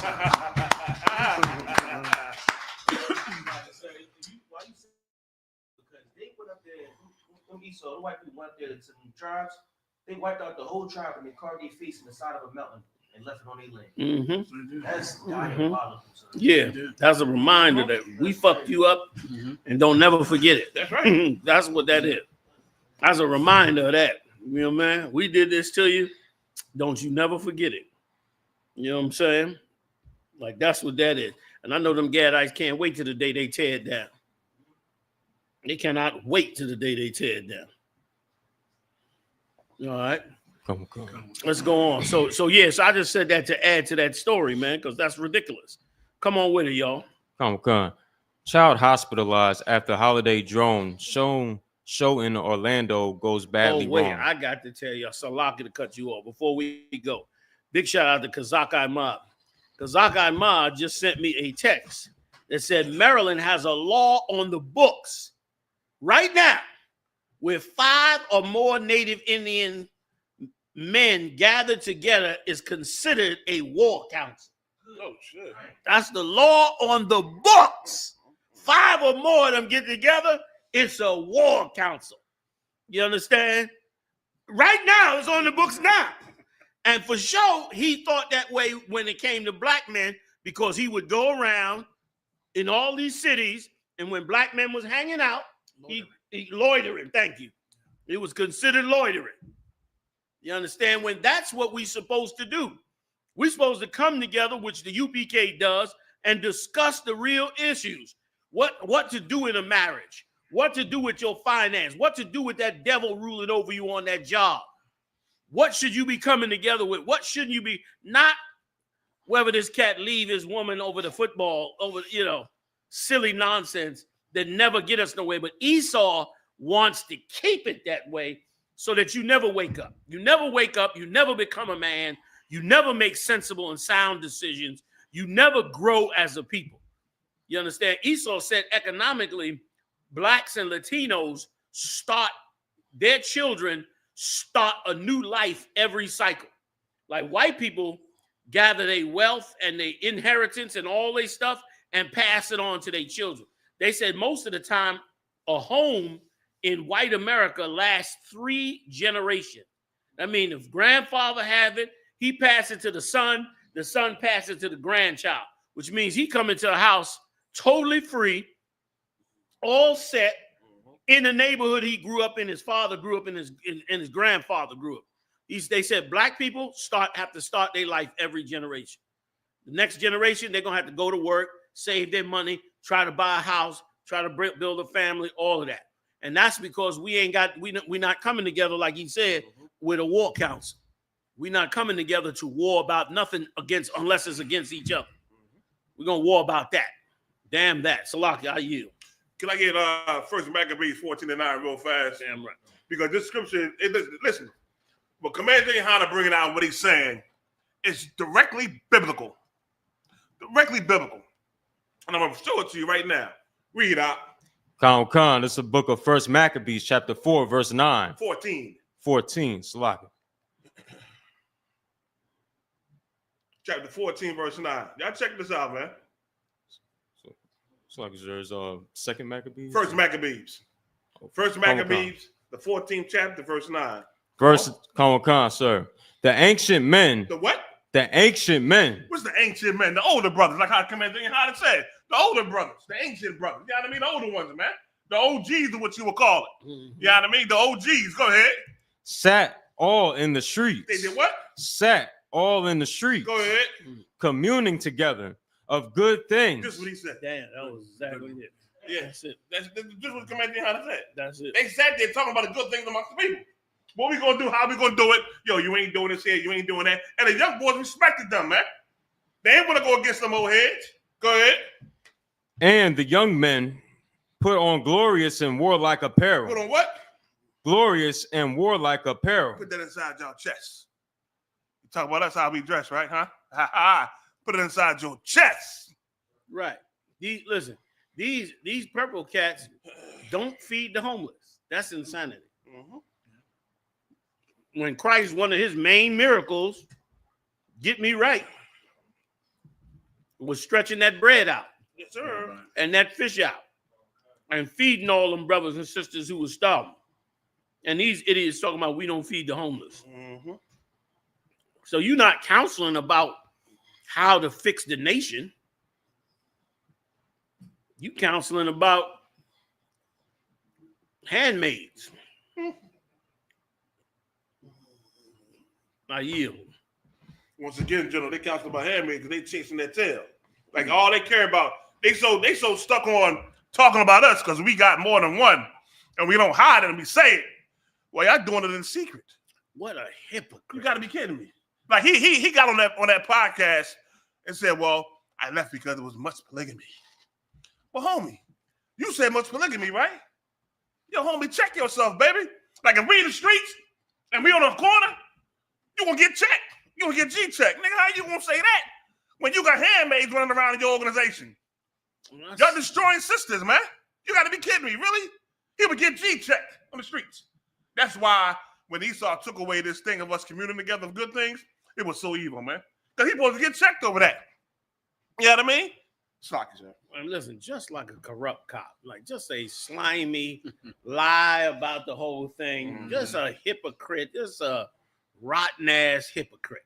You know what I'm saying? It's a lot. Where we going with it? We done? We ain't done. Can we get one more? Please, Come on, sir. Child hospitalized after holiday drone show in Orlando goes badly wrong. A child was hospitalized after being hit by one of the several drones that crashed into each other during a Saturday night aerial holiday show in Orlando, authorities said. The incident unfolded about 6:45 p.m. Saturday at Orlando's Eloa Lake as thousands of spectators looked on, according to the FAA. The injured boy's family told ABC News. Oh no! they're supposed to be calling. Spokesperson for the Orlando Fire Department. The incident occurred during one of the 2 free holiday drone shows that had been scheduled for the Saturday. Following the incident, the city canceled the second show due to what it described as technical difficulties. And them drones coming down hard, boy. They look like they hit you. They're gonna do some damage to you. And they hit the boy in the chest, man. Put him in the hospital.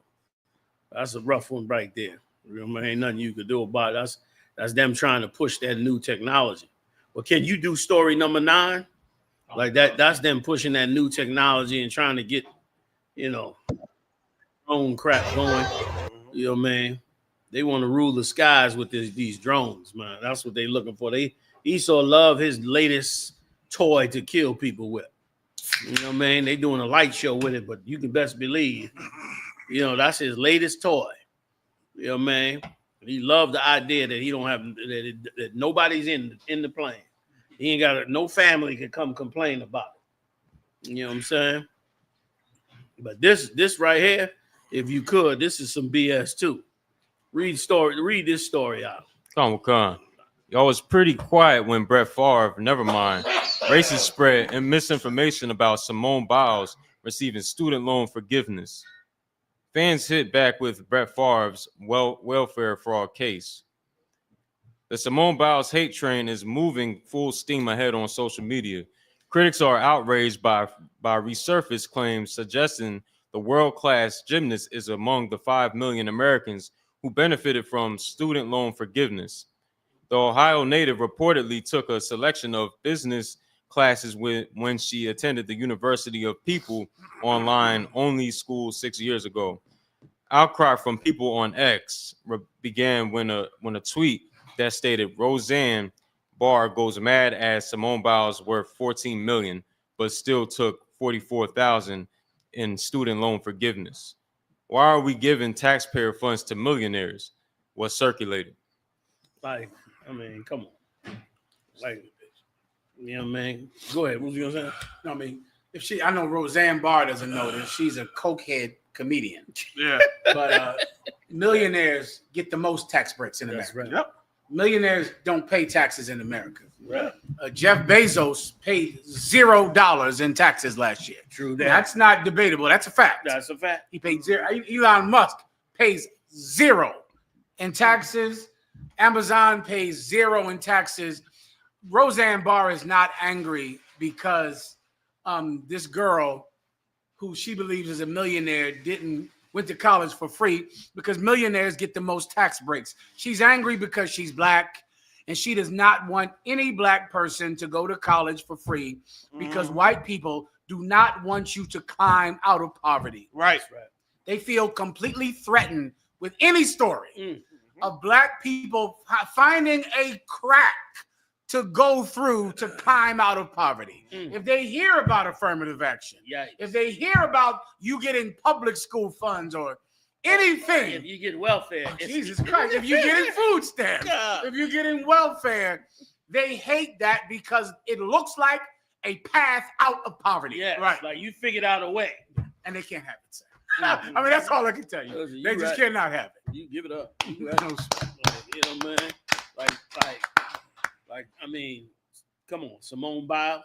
And listen, and black people was right to shoot back at them about Brett Favre, because Brett Favre straight up stole that money.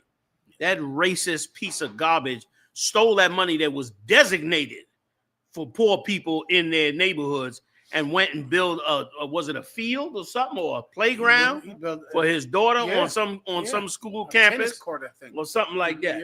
This old rotten piece of garbage went, and he's a multi-millionaire, right? And straight up went to the governor and stole the money for the governor. He probably campaigned for the governor and figured he was entitled to it. Yeah. You know what I mean? And so, you know, so that's that. You know what I mean? Let Simone Biles beat, man. Damn. You just hate the fact that you can't find you can't find an Olympian that could even match up to her. She done outdone everyone. They banned her moves. Her moves so complicated, so beyond what they can do. They got to ban the move. You understand? When if it was an Edomite, they would never do that. They would let that Edomite, there'd be lawsuits and everything. They'd let that Edomite stand right where they are. When this sister comes up into them gymnasiums, brother, them heathens from all over the world be scared to death. They face sink down. When she come up into the zone and get up on that floor, oh, you should see them old heathens from all over. They come out of every little crack on the earth trying to play that gymnastics. And she get up on there, she walk up in there. It's like terror. Terror come up in there. They nervous as hell. And she get up on that floor and make moves badder than they'll ever be. And God damn it, let black people have a few superheroes, you rotten asses. Like black people can't have a few people that, you know what I'm saying, that show out to be successful. You got to be number one in every damn thing. Give me a goddamn break.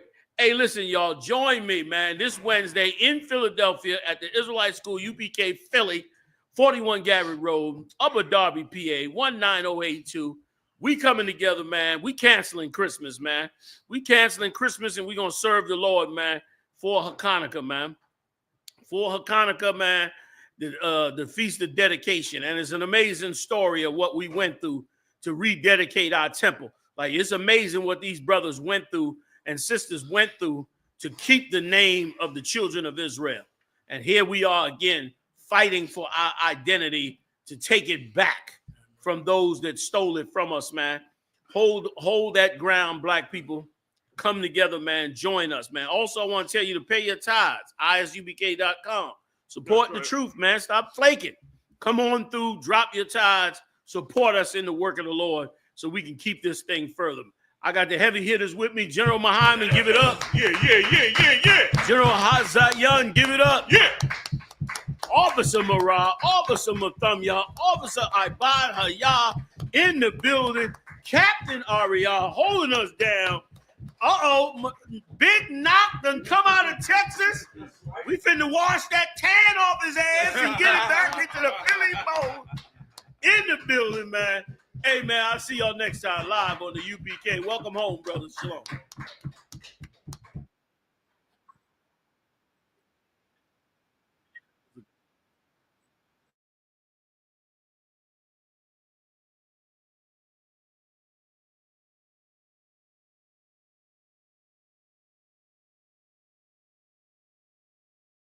Ain't posing no. I'm talking. So which side you on, moderator? Captain, listen, man. Which side you? Captain just turned up right now. So look, Captain, look. Side y'all on? Y'all check. On my side or y'all neutral? So, but then we also got to find out why didn't they bring up the white Christians that replaced Jesus, gave it to us, and then we can't correct that. Like, we wrong for correcting that. That's why I had him repeat what the question was. The question was, what's wrong with us? Hey, we're gonna get a chance to respond, bro. Like, this ain't a monologue, my guy. Go ahead, Adam. Go ahead. Listen. It's ask you a question. It's an open forum. So if you got something to say, Adam, part of the battle I love. Can I ask you a question? Let this sizzle in your spirit. Brother, you spoke for about 10 or 15. We sat on this stage. I didn't ask you for 10 minutes. Come on, wait, bro. Hey, shut up. If you ask me the question. Whoa, hold on, guys. Hold tight, Captain. Hold tight, Captain. Cap. Listen. Y'all can get the good side or you get the bad side of Cap. Wait, Cap. Listen. We gotta keep it respectful. You gotta say him.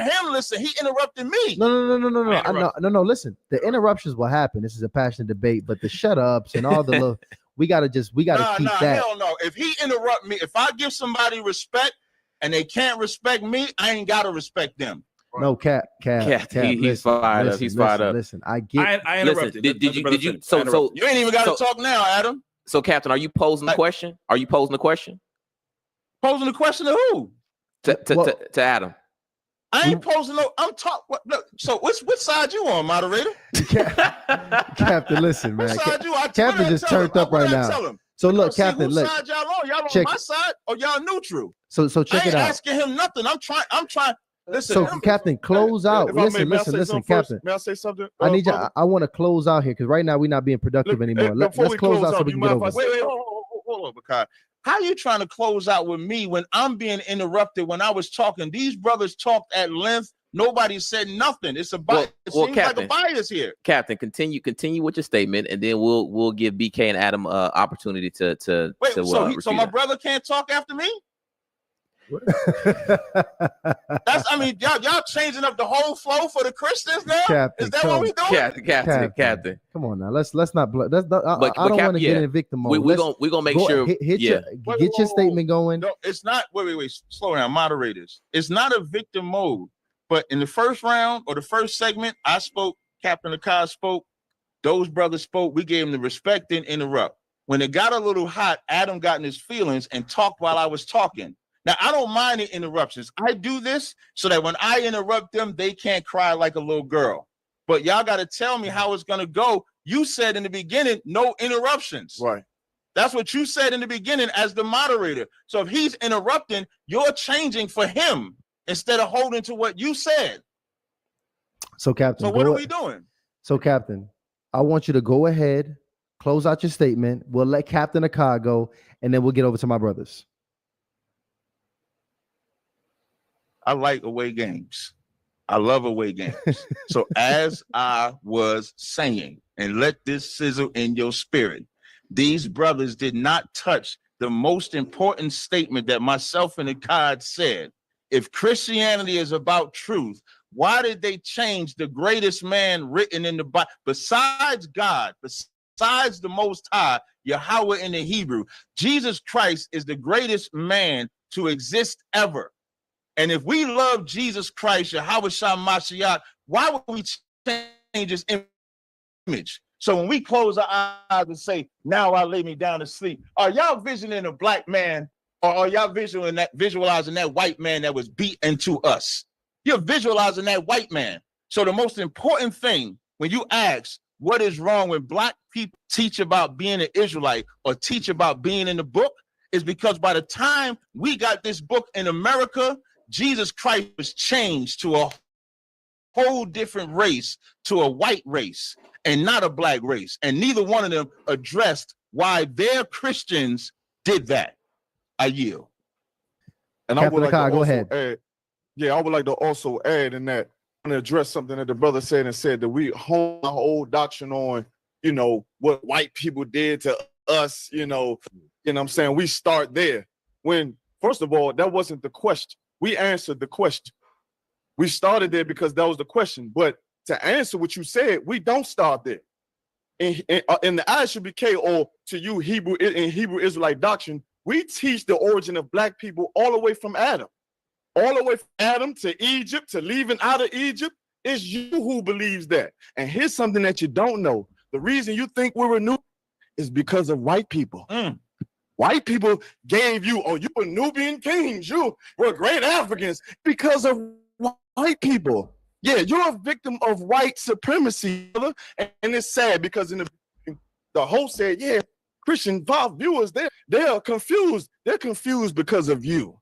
That's why they're confused. They've been confused because of you. And when it's time to stand on the question, stick to the question and answer what was posed, you can't answer it. You can't answer it. And the ideal of it is to see what you just did just now is the essence of Christianity. Once you start to hear the truth, you can't handle it. Can't handle it. It riles you up. You can't abide by a standard. And that's Christianity, the Christian church in the essence. The Christian church doesn't have a standard.